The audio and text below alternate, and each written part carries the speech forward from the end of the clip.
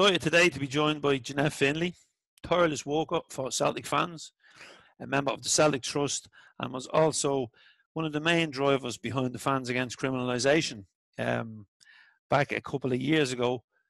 Jeanette, you're very welcome. We have some serious stuff to discuss today. Indeed we have. And see, when you say a couple of years ago, I just realised the other day, Paul Quigley said to me, it's 10 years since we set up FAC. So it was actually, that's how long ago it was. It did take us 7 years to get rid of the legislation, but there you go. And it doesn't feel like 10 years, Jeanette. No. I was jumping off a bus and running down, well, not running, walking fast, down the road with Kieran Kenny to the demonstration in Georgia Square. Yeah. It doesn't feel like 10 years ago. And Jeanette, you were also the first person to come in and speak at Celtic AM. We didn't know how kind of the growth that was going to have. And you've always been on the podcast, and we've always had a great reaction to you coming on.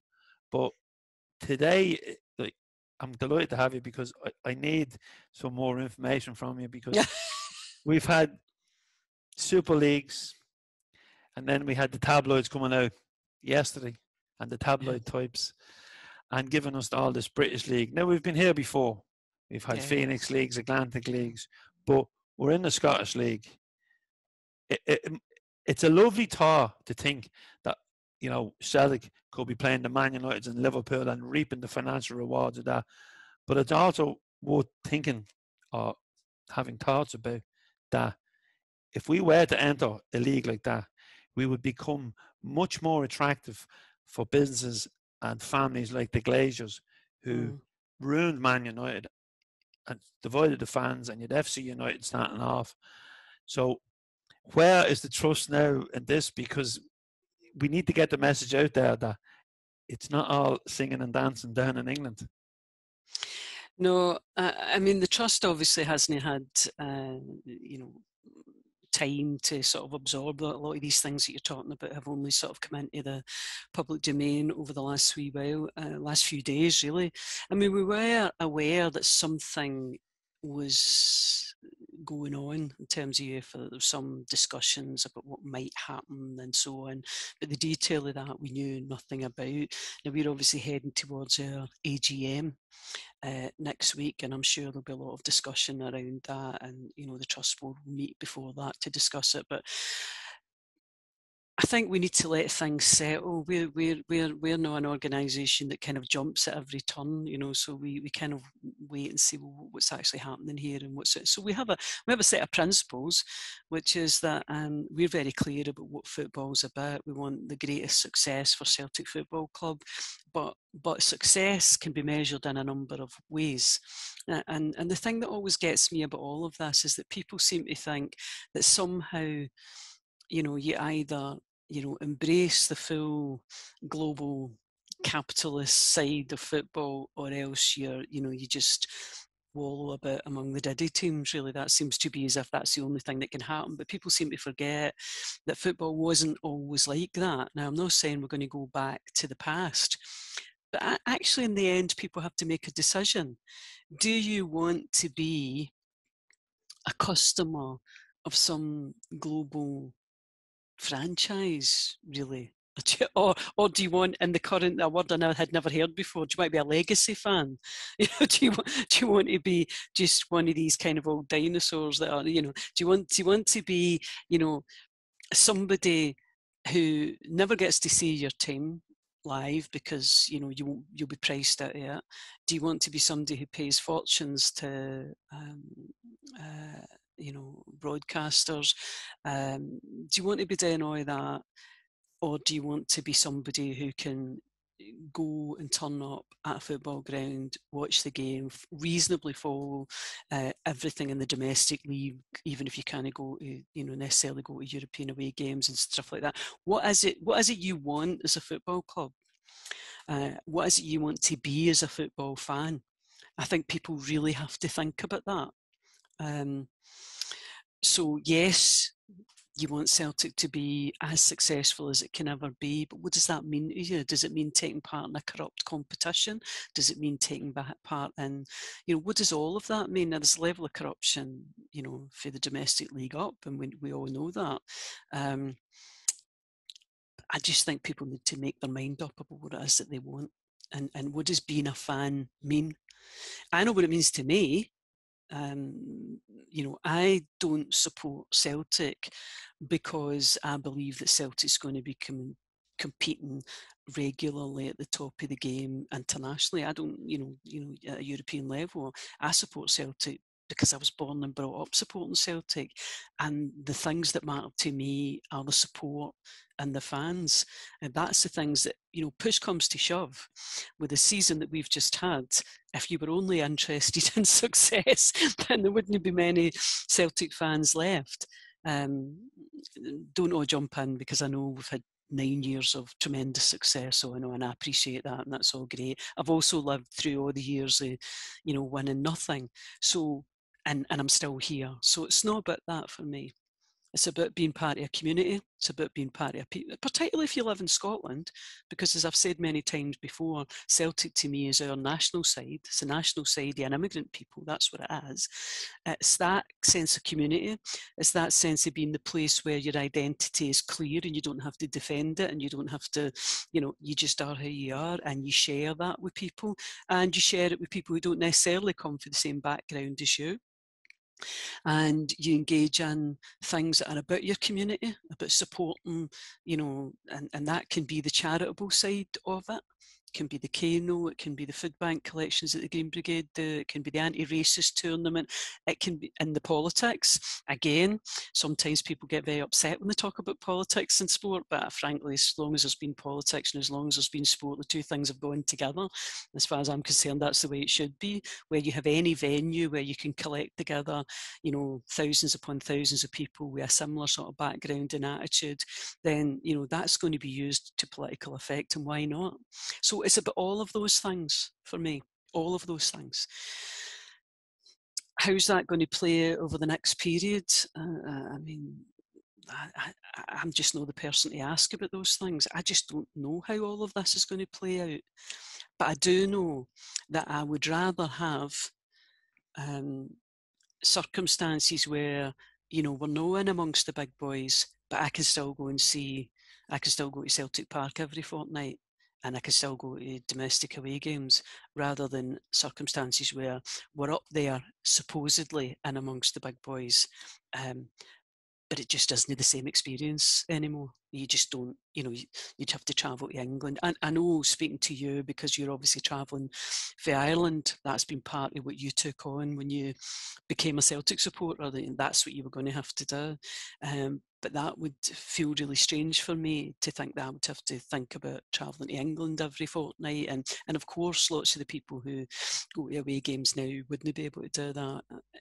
Anyway, I'm rambling a little bit because I don't really know how things are going to play out, but I do know that people have to decide what being a Celtic supporter means to them, and what experience they want to have as that. And it isn't all but this kind of imperative which says, this is the way the game's going, we have to go with it. We don't. Yeah, and you mentioned going down to England, and one thing that would surprise people would be the price of tickets, because with Peter Hooton on the podcast, and Peter's involved with the Spirit of Shankly, Yeah. and they mobilise fans from different clubs. Although, funnily enough, he said we had to have the West Ham fans separate from the Tottenham fans, and we had to have. But there was only 500, I think, on that march. But they went to the FA headquarters, and they got the ticket prices reduced. So, fan power can work. And he spoke also about when they were having sit-downs after games, there was only a couple of hundred, maybe a couple of thousand doing it. But when they achieved what the aim, everybody then was at these protests and that. So it's always kind of left to a small group of people to maybe make the first move. It's leadership, isn't it? That's what leadership is, whether it be politics or sport or social movements or anything. There's always going to be some leadership there, and then people fall in behind if they think they've got a chance of achieving their aims. Yeah, and it just, like you mentioned, not going down to England for away games, going to Scotland, traveling to away games, and I was quite upset this week when I'm seeing all this stuff on social media and about, when we were going to Aberdeen, it's a nothing game, it's a dead rubber, it's this, it's that. And I kind of went, maybe some of the fans have now decided that if we're not winning, it's not worth going to see the team or supporting the team. And I thought, how does this Johnson fan feel? How does a Paddy Tesla fan feel? Like, is it all about if you're not on the top of the table and you're not going to win, you're not going to support your team? Because I know that we all would have been trying to get a ticket for Aberdeen if the buses were going. And the first conversation piece on the bus coming down the road after we spoke about Lee Griffith's late winner would have been, have you any spares for Ibrox? Because that's the next game. And so for me to see this thing on social media, and people say to me, but no one cares anymore because I don't want Celtic to be looked at as a club of glory hunters. I want it to be looked at, no matter if we're winning or losing, what's important to the team. But it won't ever be. Look, the reality is, when people talk about 60,000 fans, there are not 60,000 absolute die-hard win, lose or draw fans. There are not. And if we went into a period, and I don't necessarily believe that we are going into a period, but if we went into a period where we weren't doing too well for a few seasons, you will lose a lot of people. Now, you'll lose a lot of people maybe next season simply because, well, first of all, because we don't quite know what's going to happen yet. People may, be unhappy about how the club has handled things. And you'll lose people because financially we're going to, situation's not going to be great. So you might lose people for those reasons, which are entirely legitimate. But you'll just lose people who for whom it is about winning. You will lose people like that. Now, we've just a very long-standing member of our club, the Denison number 1, Mick Quinn, died 2 weeks ago.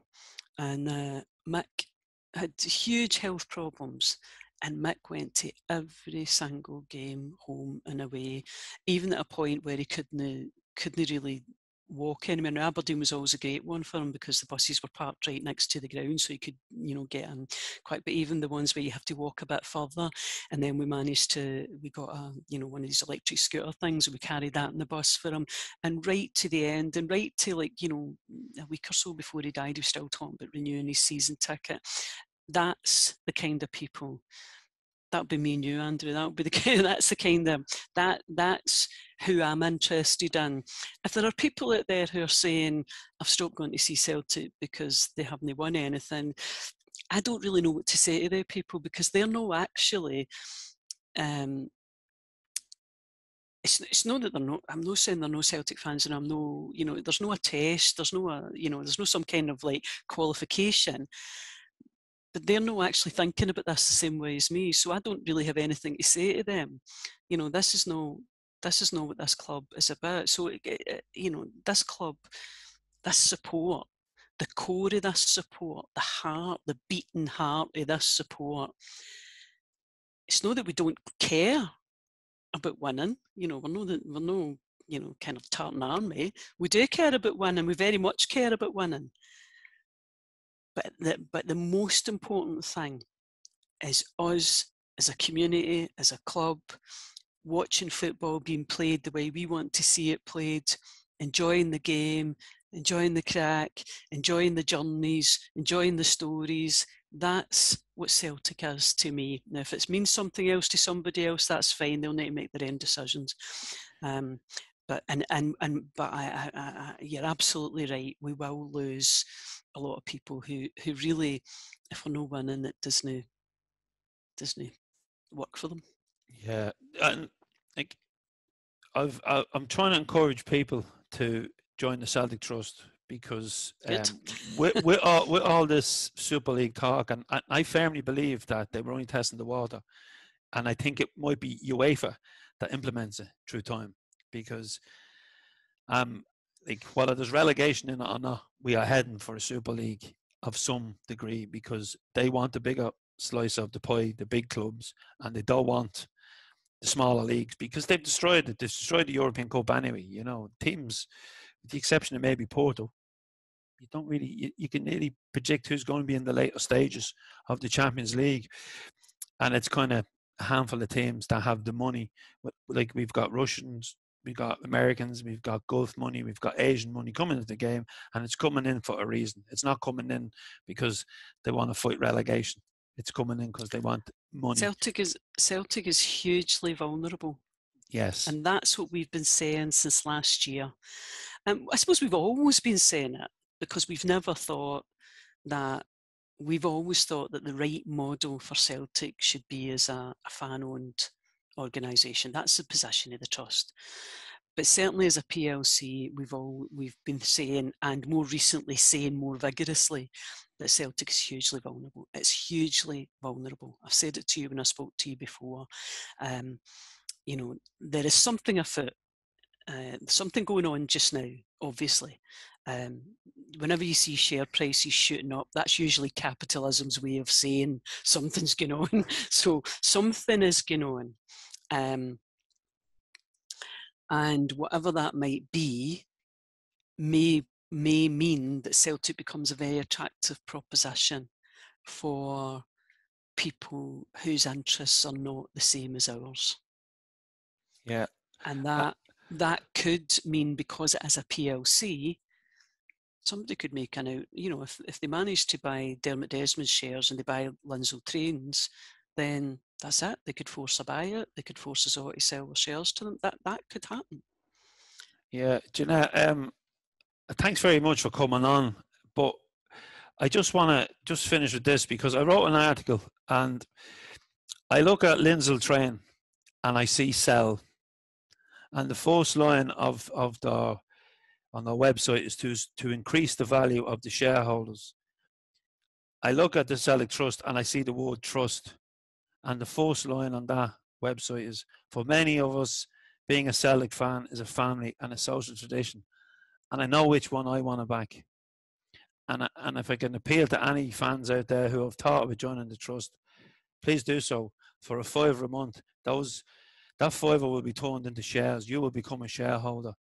And Man United fans done something like this. I think it was Shares United, but they didn't do it quick enough, and they didn't do it enough. And the Glazers came in and ruined the club. It might look like a big, huge club now, but it's certainly not the club that a lot of Man United fans who left and formed FC United and a lot followed. So it can happen to us, Jeanette. No, I absolutely, Andrew, and I appreciate all the efforts you've made in trying to get that message out. But people do need to understand that our club is vulnerable. There is a possibility these things could happen.